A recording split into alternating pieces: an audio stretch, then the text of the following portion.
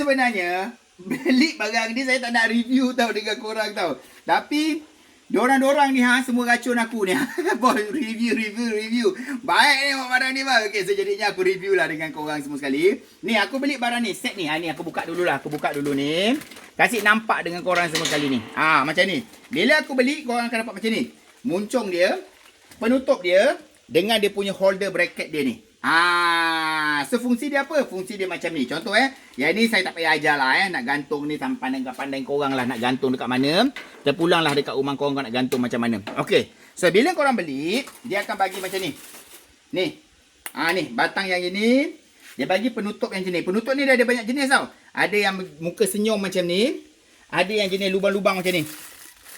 Dia ada jenis lubang-lubang macam ni. Ini yang besar punya.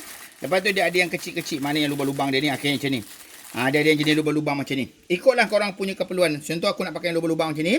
Pasang kat sini. Dia boleh buka, boleh tutup. So fungsi dia apa? Fungsi dia macam ni. Jadi saya kasih buka habis terlebih dahulu. Lepas tu nanti korang tengok function dia macam mana. Okay.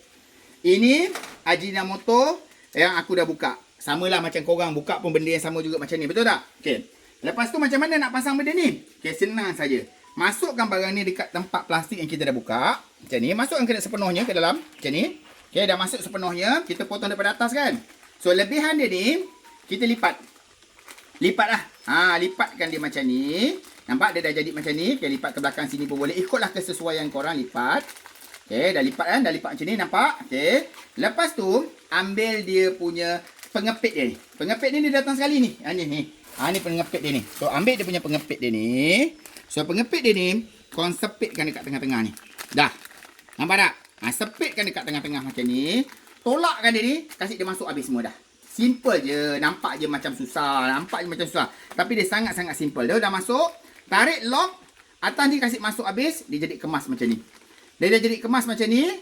So, yang ini, atas ni ada dia punya hanger dia ni. Boleh sangkut dekat atas sini. Dah.